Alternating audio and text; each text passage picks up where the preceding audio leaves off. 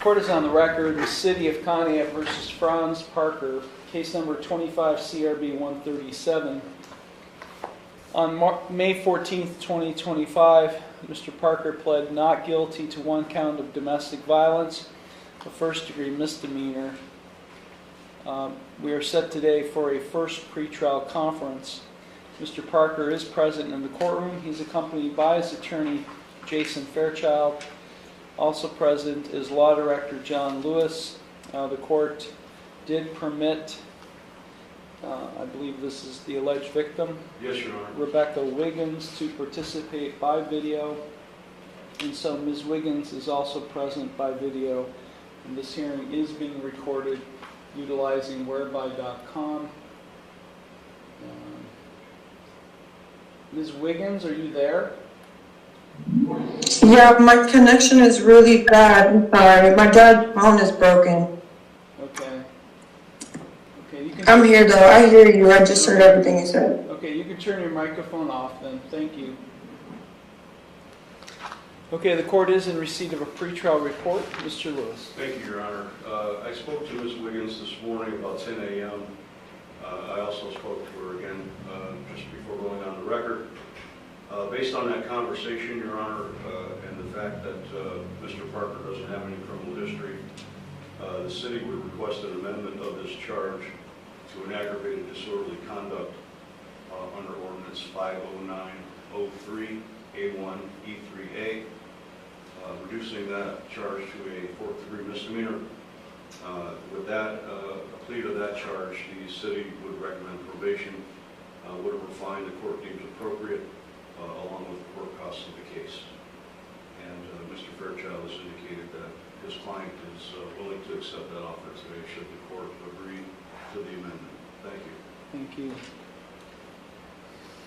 Ms. Wiggins, Mr. Lewis has just indicated that you, as the alleged victim, that you are in favor of this proposed resolution and amendment. Are you in favor of this? Yes, sir. Okay, thank you. You can turn your mic. Thank you. Okay, Mr. Fairchild. Your Honor, as was indicated by Mr. Lewis, that was the offer that was tendered, and Mr. Parker is in agreement with changing his not guilty plea to a plea of guilty to the amended charge of aggravated disorderly conduct. We would ask the court to accept the state's recommendation for sentence. We would ask that, if possible, since Mr. Parker has limited criminal involvement here, that the probation, if the court's inclined to impose it, be unsupervised at this juncture. Thank you. Thank you. Mr. Parker, it's my understanding today that you wish to enter a guilty plea to an amended charge of aggravated disorderly conduct, a fourth-degree misdemeanor. Is that what you wish to do today? Yes, Your Honor. Do you understand by pleading guilty to this amended charge that you are waiving your right to a trial, which includes your right to cross-examine witnesses and to confront evidence presented against you? You'd be waiving your right to testify or not to testify without any negative connotation. You'd be waiving your right to subpoena witnesses. You'd be waiving your right to a jury trial. You'd be waiving your right to be proven guilty beyond a reasonable doubt. All of those are trial rights you'd be waiving by pleading guilty to this amended charge today. Is that what you wish to do? Yes, Your Honor. You are represented by Mr. Fairchild. Have you had sufficient time to consult with him, and are you satisfied with his counsel? Yes, Your Honor.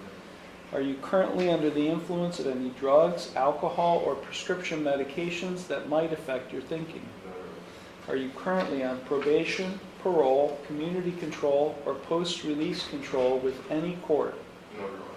Has anyone made any promises to you about what your sentence will be in order to induce you to plead guilty to this amended charge today? No, Your Honor. And are you thinking clearly and do you understand everything that's happening? Yes, Your Honor. Okay, I'm going to provide to you and to Mr. Fairchild a written waiver of trial rights and right to a jury trial and acknowledgement of effective plea. If you find that document acceptable, you can sign and date at the bottom.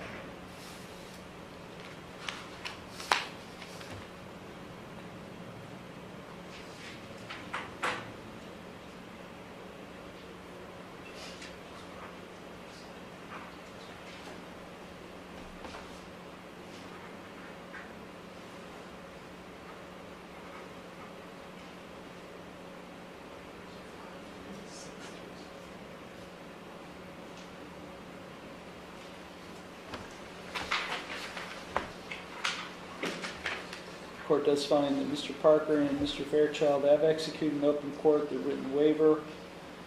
The court does find the proposed resolution acceptable. I do find that Mr. Parker's plea of guilty to the amended charge of aggravated disorderly conduct is knowing, voluntary, and intelligent.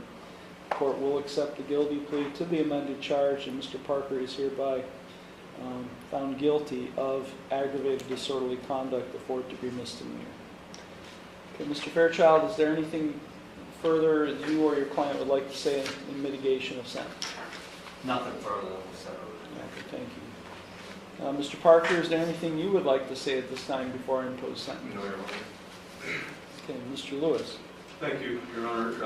Officers were dispatched on May 13th of this year to 533 Mill Street regarding a domestic altercation between Mr. Parker and Ms. Wiggins, called in by a third party who was Ms. Wiggins' mother. Officers arrived, they observed that Ms. Wiggins had a slight injury around her right eye, some redness and slight swelling. She was reluctant, but she did finally admit to the officers that she had been struck by Mr. Parker, and that there was physical confrontation in both directions, Your Honor. But Mr. Parker was the one who was arrested that day for domestic violence. And again, I did speak to Ms. Wiggins. She is in favor of this amendment, and I don't believe that she's asking for a post-conviction no contact order. Thank you. Thank you. Ms. Wiggins, is there anything that... I can't see you, ma'am. I'm listening. I can't hear. That's why the phone's up to my ear. Okay. Ms. Wiggins, is there anything you would like to say at this time before I impose sentence?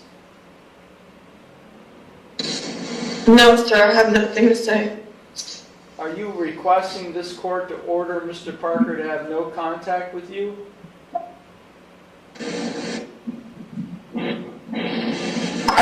I want the no contact order to be dropped. Okay. Okay. Thank you. Mr. Parker, as a condition of your bond, I did order that you undergo a mental health assessment at Signature Health. You were a former patient there, you indicated to me at your initial appearance hearing. Have you followed through with that assessment? Yes, Your Honor. Okay. And are you undergoing treatment, Mr. Fairchild?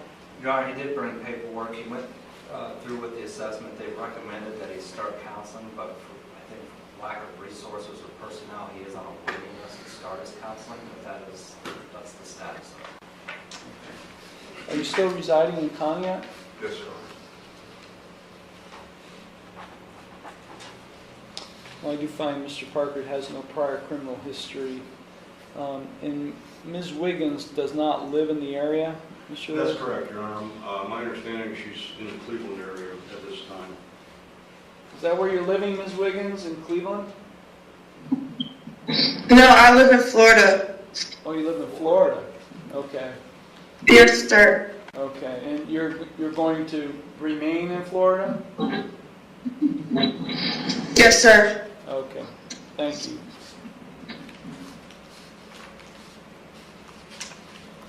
Okay. I do find Mr. Parker is entitled to 1-day jail credit. He was arrested on May 13th and given a personal recognizance bond at his initial appearance hearing the following day. Any objection to 1-day jail credit, counsel?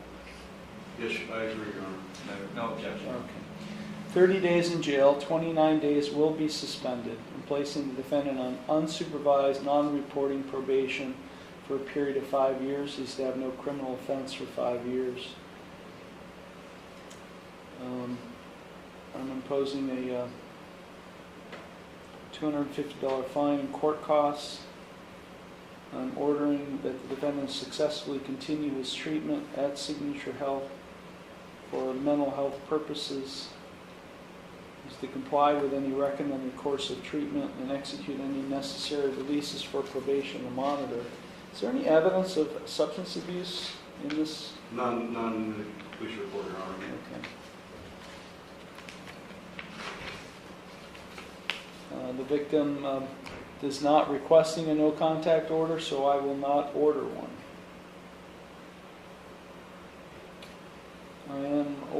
I'm advising Mr. Parker of his right to appeal, without cost, of his right to have counsel appointed on appeal without cost, of his right to have documents provided him necessary to file an appeal without cost, and of his right to have a notice of appeal timely filed on his behalf.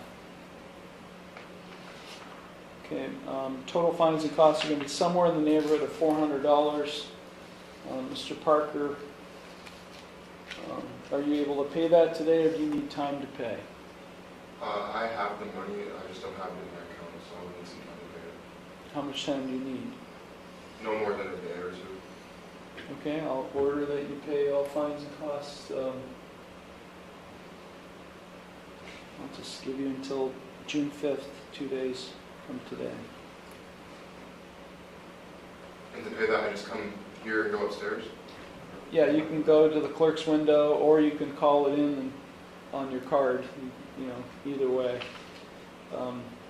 So, Mr. Parker, over the next 5 years, you're going to be on non-reporting unsupervised probation, the essential components of which your order to remain law-abiding, and your order to continue your treatment at Signature Health and comply with all recommended course of treatment. If over the next 5 years, a probation violation complaint is filed against you, either by our probation office or by the law director's office seeking to violate your probation for not doing what you're supposed to do,